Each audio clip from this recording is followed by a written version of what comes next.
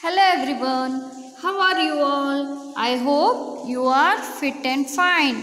Welcome to our value education class. Today we are going to discuss lesson 2, a good sportsman.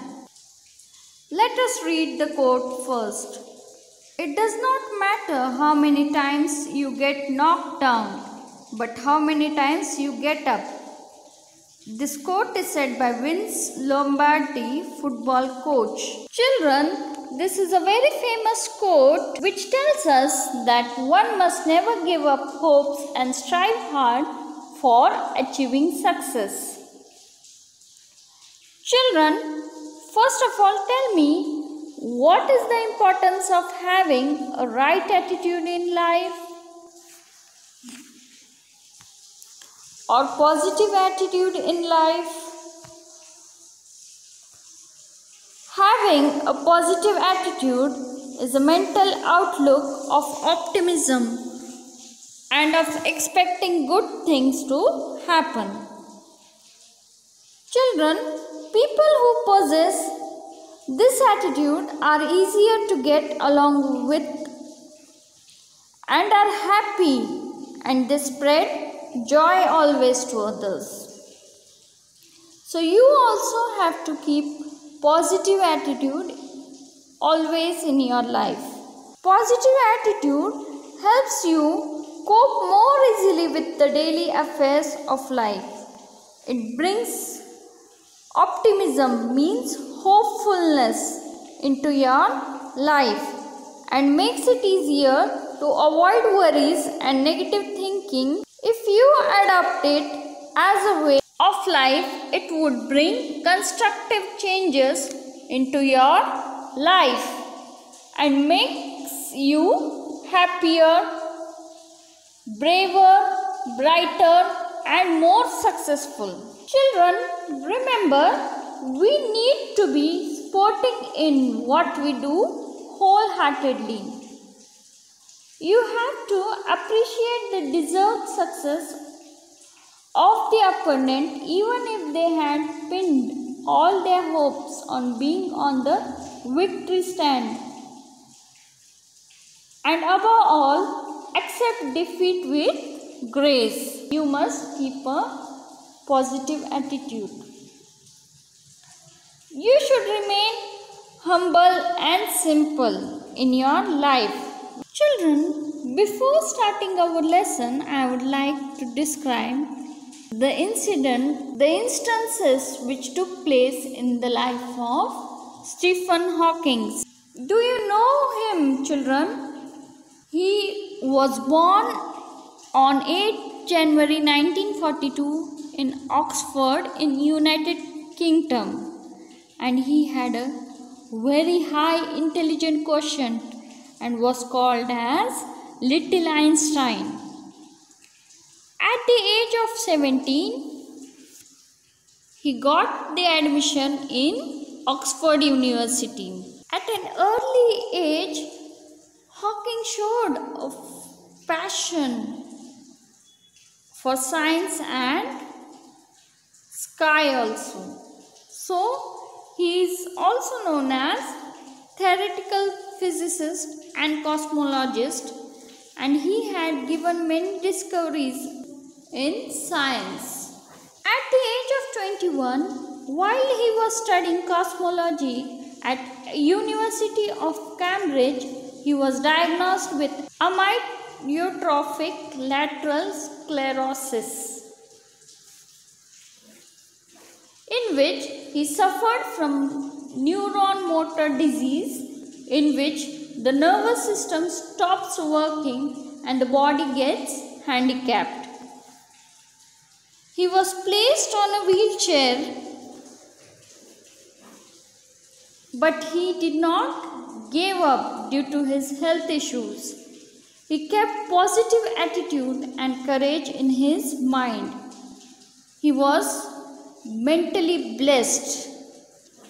He gave black hole and Hawking's theory as a scientist. A book was published by Stephen Hawking called as A Brief history of time from Big Bang to black holes. In the year 1988, it was a popular science book by British physicist.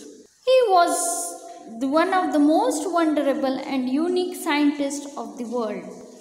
He died on 14th March 2018 in Cambridge at United Kingdom.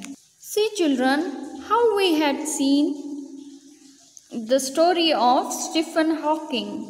In the similar way, you also have to keep a positive attitude in your life. You are very blessed children. Think always positive and you meet challenges in your life. Have spirit of volunteering, cooperating with team. Now let us read the lesson children. Time to start. Haven't we usually associated the word sportsmanship with the quality required in playing any game or sport? Don't we also quite commonly use the expression, "For heaven's sake, don't be a spoiled sport," to mean that the person addressed to is not cooperating with us in our plans or activity? Sportsmanship has more than one interpretation. It means the quality of excellence in a sport, activity or game and willingly working as a team towards the goal of victory. It could also mean that there is give and take attitude in partnerships. We need to be sporting in what we do wholeheartedly, accepting our partner or opponent, having different views, appreciate the deserved success of opponent even if we have pinned all our hopes on being on the victory stand, and above all accept the defeat with grace. Here also children, it has explained that you must have a excellent sportsmanship and you must have the willpower from inside to work for a team to achieve your goal. And you must appreciate your whatever you deserved and accept the defeat with grace. Don't take it negatively. The two stories show sportsmanship in different aspects. The first story describes the heroism of a person who, against all odds, displays an extraordinary level of courage and determination to achieve what he wants to. Feats which even a well-endowed person may not be able to accomplish. And yet, with all that, the person remains for all times humble and simple. The second story is also a success story of a young man whose talents are discovered most unexpectedly, but who from there on strives to hone his skills to excellence, thereby upholding the trust placed in him by the team. He plays from one success level to another for his team, yet always remembering his duty to his family and his country. Children, today we are going to see the story of Eric Wehenmer. See children, this is the picture of Eric Wehenmer. He is a great mountaineer. He likes to go for different adventures like climbing, and he is interested in different sports. Also, he had achieved success throughout his life. We are going to study his story. Actually, he is a blind person. We are going to see in this lesson how he is blind, then how he had achieved his success in life. Now, let's read the story, children. Time to read. Seeing the unseen. The aircraft with its group of tourists steered a graceful turn after it had given them the exhilarating view of Mount Everest. Picking up speed, it was on its return journey to Kathmandu. Saurabh said to himself, "One day I must scale the Everest." The thought took him on his return home to explore what mountaineering was and who were the great people who had dared to scale the peak against all odds. Now, here in this story, children, there is one boy named Saurabh who is on his return journey to Kathmandu. From the aircraft, he views Mount Everest. Then he started himself exploring or started to gain more knowledge about mountaineering and saw Mount Everest. He felt curious about what is mountaineering. Then he want to see a person who had climbed the mountain. Let's read further, children. Eric Wehenmer, with his picture on laptop, Saurabh garnered almost every possible information on him. Full of the spirit of adventure, he began planning for his goal. What was it in the life of Eric that cast such a spell on Saurabh? Eric had turned totally blind in childhood, and yet today he is regarded as a world-class adventurer, the only blind man in history to reach the summit of the world's highest peak, Mount Everest. Now here, children, Saurabh is watching the picture on the laptop of whom? Eric Wehenmer. And now Saurabh is excited to obtain or collect something such as information. While he was watching the information of Eric, this was the act that took place to change. Now here Saurabh is reading about Eric on his laptop that Eric had totally turned blind in his childhood only, and yet today he is regarded as a world-class adventurer. Adventurer means a person who enjoys exciting new experiences, especially going to unusual places. As he stood on top of Carsten's pyramid, Wehenmeyer had completed his quest to climb the 7 summits, the highest mountains on each of 7 continents. Very few non-disabled persons have accomplished this feat. In addition, he had scaled El Capitan, a 3,300-foot overhanging granite monolith in Yosemite, California, Lhasa, a 3,000-foot ice waterfall in Himalayas, and a difficult and rarely climbed rock face on 17,000-foot Mount Kenya. Eric had joined 320 stellar athletes from 17 countries to complete in the primal quest, the richest and toughest multiple sport adventure race in the world, 457 miles through the Sierra Nevadas, USA in 9 days with 60,000 feet of elevation gain and no timeouts. Averaging only 2 hours of sleep a night, Eric and his team surged past the finish line. Here, children, on the achievements of Eric had been told. What he did, what adventures he did in his life. Eric is one of the premier motivational speakers in the world. His speaking career has taken him around the world from Hong Kong to Geneva, from 2005 APEC summit in Chile to the 2008 presidential inaugural celebration in Washington, D.C. Eric has been speaking to his audience on how to face the most difficult situations in life, build up a strong team, and very importantly, how not to lose heart when faced with the daily struggle to pursue one's dreams. Here, children, it is said that he was a Eric was a motivational speaker in the world, and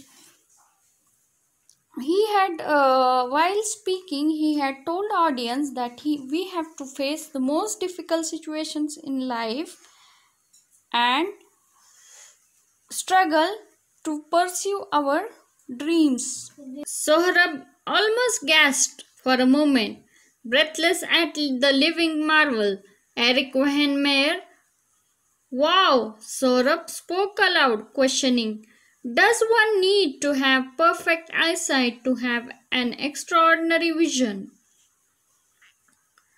Though there have been many other persons who have achieved similar feats as Eric, there was one big difference. The realization hit Saurabh hard again and again.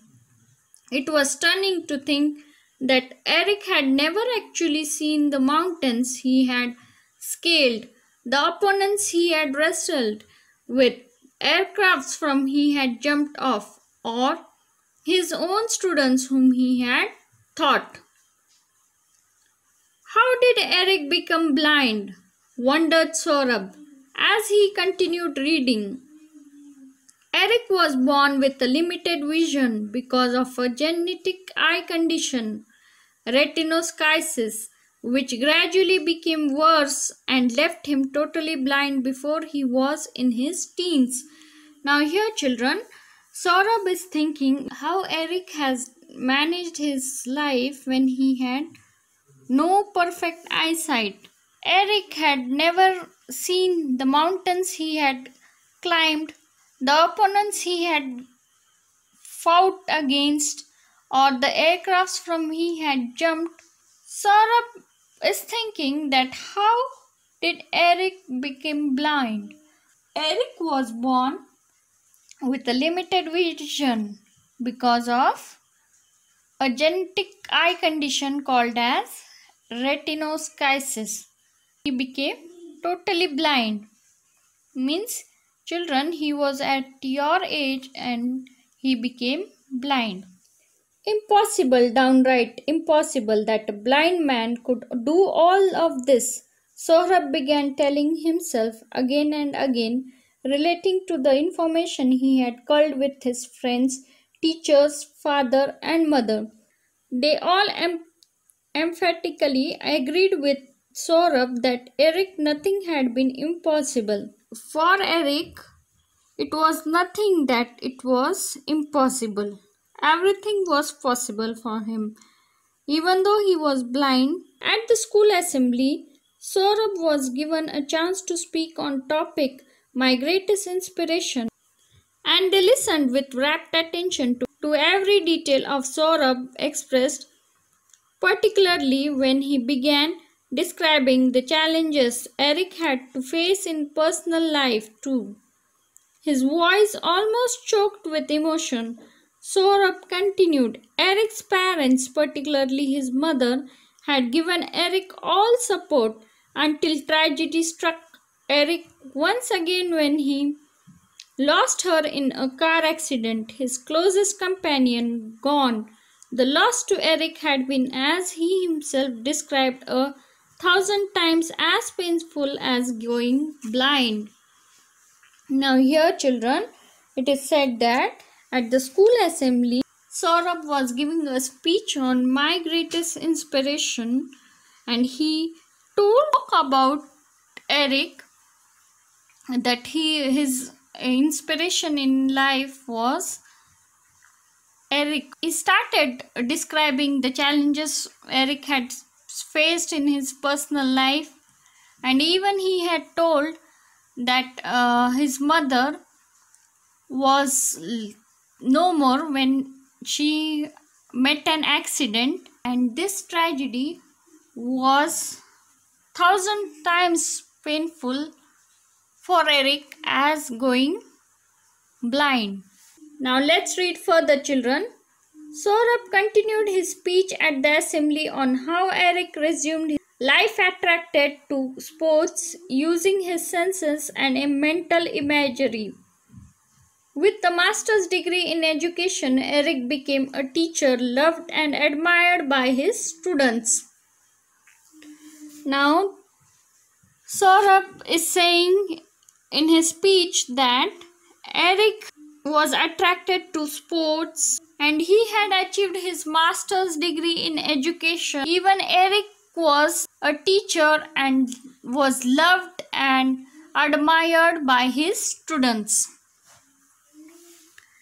After Eric's Mount Everest ascent, Braille Without Borders, a school for the blind in Tibet, invited him to teach its students mountaineering and rock climbing.